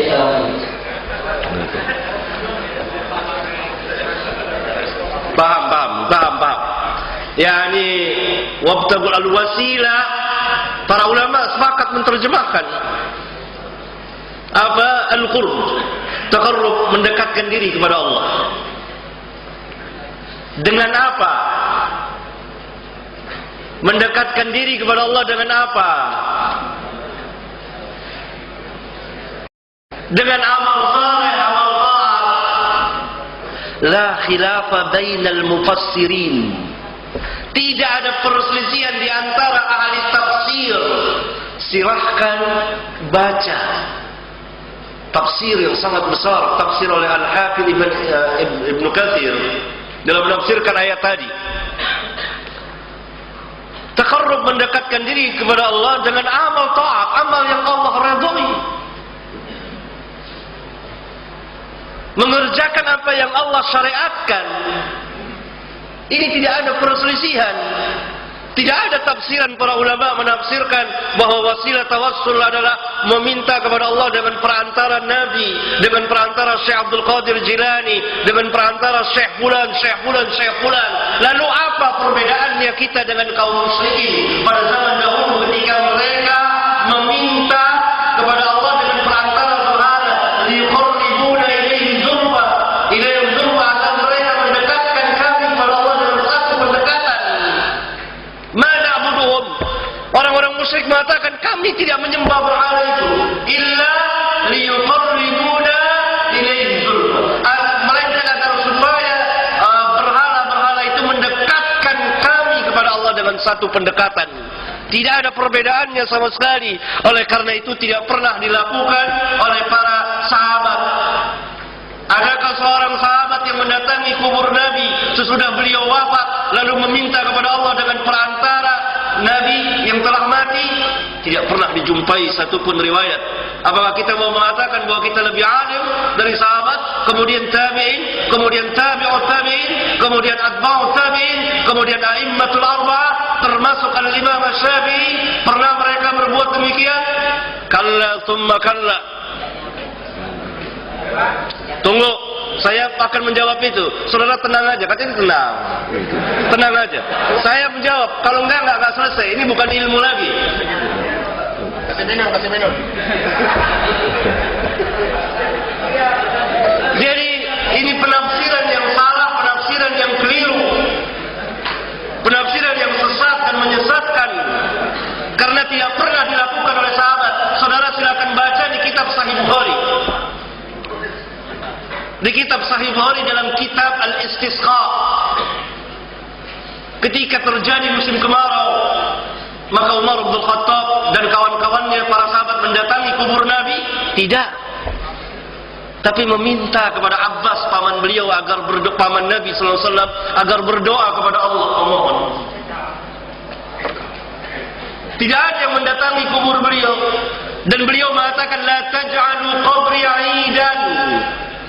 Jangan kamu jadikan kuburku tempat perayaan yang didatangi pada waktu-waktu tertentu. Dan beliau tidak mau dijadikan kuburnya sebagai tempat penyembahan. Sabda beliau dalam sebuah hadis sahih yang dikeluarkan oleh Bukhari dan Muslim, la'natullah 'alal yahud wan nasara ittakhadhu qubur anbiya'ihim masajid. Laknat Allah kepada orang-orang Yahudi dan Nasara yang menjadikan kubur nabi-nabi mereka sebagai masjid-masjid, tempat peribadatan. Itu kubur nabi. Bagaimana dengan kubur yang selain nabi? Dan ini merupakan penyimpangan dari akidah Islam kepada akidah penyembah berhala, akidah Islam yang sahihah. Maka dari itu orang-orang yang seperti ini membuat hadis-hadis palsu untuk menguatkan bid'ah dan kesyirikan mereka. Tapi tentu mereka akan kecewa sepanjang zaman, karena para ulama kita telah memberitahukannya dari zaman ke zaman, membongkar kesesatan mereka. Oleh karena itu ikhwan sekalian, lihat tafsirnya, apa kata ulama dan apa yang dimaksud. Mendekatkan diri apakah dengan cara seperti yang dilakukan?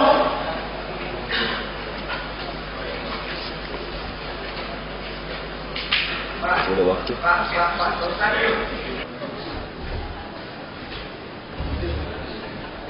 Assalamualaikum warahmatullahi wabarakatuh. Waalaikumsalam. Dari Masjid Al-Mubasyiri, terima kasih kepada Ibu Jakarta Utara yang telah mengadakan kegiatan ini, membuka cakrawala telah berpikir kami.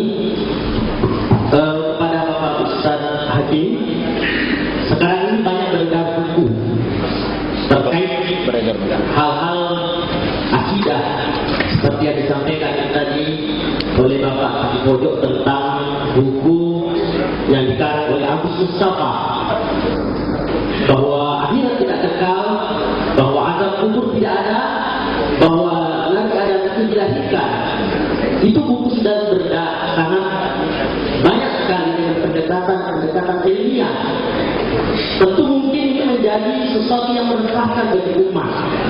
Maka dalam hal ini sampai saat sekarang ini, MUI sendiri belum pernah menyampaikan informasi tentang eksistensi buku ini. Kita tadi berbicara tentang tawasul dan sebagainya. Mungkin kalau kita mau membaca, maka kita mampu memahami apa yang hakiki, bukan dari terjemahan tentunya. Dan ketika itu terjemahan, tentu interpretasi manusia akan berbeda. Ternyata pada saat sekarang ini di hadapan kita, Bapak Guru kita dengan menguasai berbagai ilmu, beliau tidak memaksa kita tentunya, tetapi mengajak kita untuk merenung ulang bahwa benarkah yang selama ini saya dapat sesuatu yang hak. Dan terima kasih. Assalamualaikum warahmatullahi wabarakatuh. Ya baik. Dari sekarang masih satu lagi. Ya. Assalamualaikum. Assalamualaikum warahmatullahi wabarakatuh. Gimana tadi? Ya. Berdiri.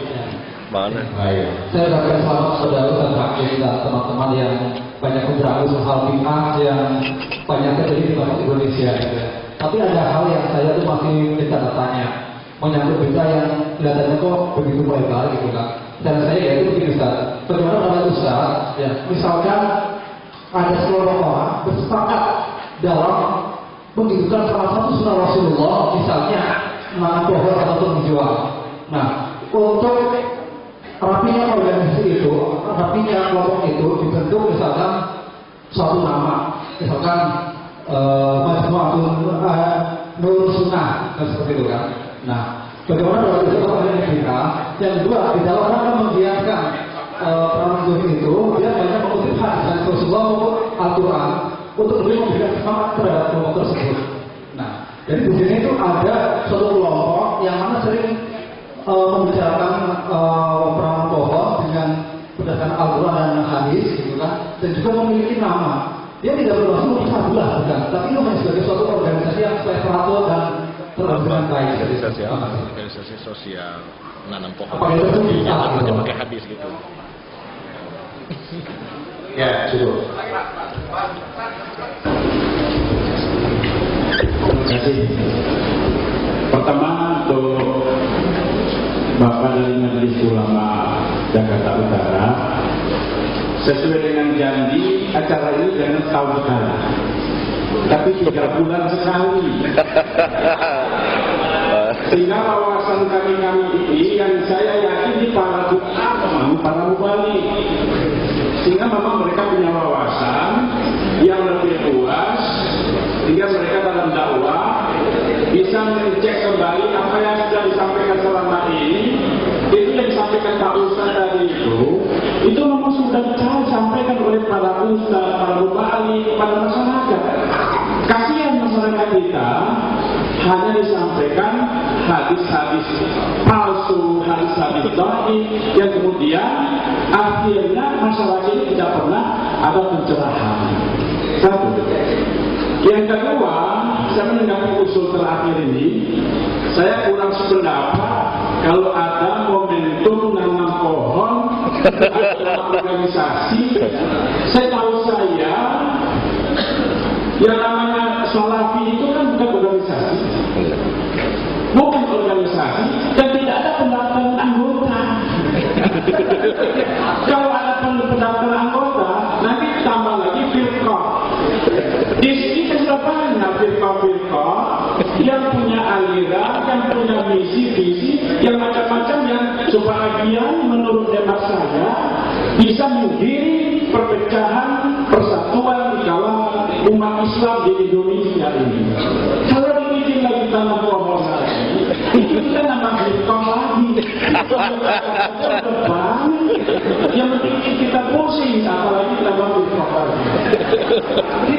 Punya firqah kecuali ma'ana alaihi wa ashabi. Kita ngaji di sini, yang setuju alhamdulillah langsung setuju, yang nggak setuju jangan nolak dulu, kita ngaji lagi.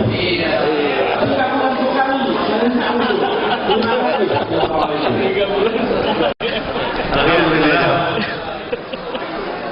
Jadi saya ulangi bahwa saya di sini membahas, memberikan masukan, melemparkan masalah, karena saya tahu yang hadir di sini adalah para asatidzah. Kalau di hadapan masyarakat umum tentu saya tidak akan bicara seperti ini. Bahkan kan sebagiannya tadi saya tidak terjemahkan, karena tentu para asatidzah telah menguasai rata-rata bahasa Arab, sehingga saya tidak terjemahkan sebagiannya. Jadi permasalahan-permasalahan ilmiah, dan saya tidak memaksa. Saudara merdeka berpikir, punya hak untuk membantah, silakan membantah. Kalau tidak selesai, maka kita bertemu. Saya sering bertemu dengan para asatidzah, mungkin di perpustakaan yang ada kitab-kitab bahasa Arabnya, berjam-jam duduk bahas. ilmiah. Kemudian masalah perpohonan tadi, kalau di hadis-hadis sahih banyak sekali dijelaskan keutamaan menanam. Bahkan Islamlah yang pertama kali menetapkan adanya penghijauan. Saya sempat mengumpulkan sebagian hadis yang begitu banyak, tetapi tidak perlu membuat kelompok, karena penghijauan bisa dilakukan oleh masyarakat siapa saja. Dan para ustadz, para pelajar membacakan di majelis atau di khutbah Jumat tentang kebesaran, kemuliaan, ketinggian ajaran Islam, bahwa Islamlah yang pertama kali memerintahkan, menganjurkan penghijauan. Tidak perlu dibuat satu kelompok sehingga nanti akan menimbulkan kelompok. Nanti kalau mau buat lagi yang lain, bikin lagi kelompok, dan lain sebagainya. Baik, hadirin sekalian yang dirahmati Allah Subhanahu wa taala. Dan juga informasi tentang beliau seperti tadi, mumpung ingat, kajian rutin beliau di Masjid Poskota, Masjid Al-Mubarak di Krukut, Dekat pos kota, bukan masjid pos kota. Bukan masjid pos kota, bukan. Dekat belakang. Pos Kota Al-Mubarak. Jadi bagi sekalian yang ingin terus dengan beliau, bisa hadir di takdir beliau atau bisa berkesempatan untuk melanjutkan silaturahim dengan beliau. Tidak hanya sekedar silaturahim seperti ini yang ternyata sudah setahun sekali. Ini masukkan Pak kata Mas Ketua Umum MUI, ternyata macam prokes kenapa setahun sekali. Ini menjadi kaya dan buta Pak kata Mas. Di sini juga kebetulan hadir Ustaz Zainal Abidin dari bagian Adkesmas Wali Kota Jakarta Utara di bagian pembinaan keagamaan. Mohon dicatat, luar biasa keinginan dari masyarakat berjamaah, para ulama yang hadir Jumat dan hadir di tempat ini, agar kajian-kajian ilmiah menarik seperti ini bisa diadakan 3 bulan atau 6 bulan sekali, tidak setahun sekali. Itu upaya ilmiah. Itu ada sedikit dan maklumat yang disampaikan. Tenang, suruh tenang. Dan mohon kepada hadirin jemaah sekalian, waktu ya, jemaah kami. Kita mendengarkan sambutan dari Ketua MUI Kota Jakarta Utara di akhir acara ini.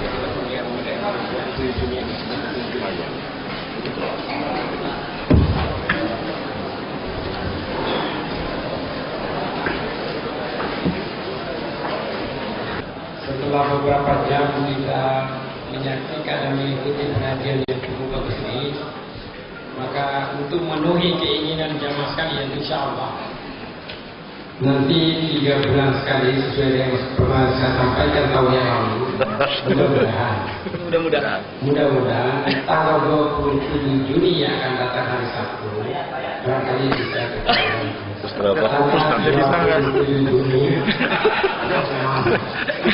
ini sekarang kita ngomong tanggal 27 Juni 2009 yang akan datang hari Sabtu, kita akan kembali insyaallah.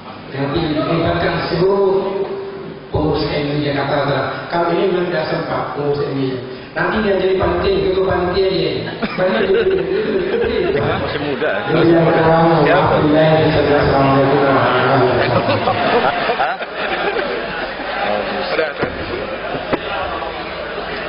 Baik, saya tutup acara kita pada hari ini dengan ucapan selamat Allah.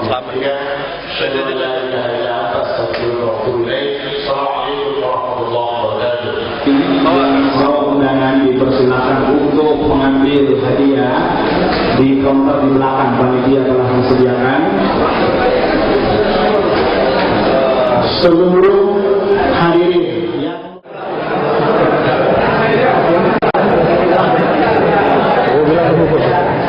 ya, hadirin sekalian dipersilakan sambil meninggalkan tempat untuk menerima hadiah dan penangan yang masih tersisa dari panitia.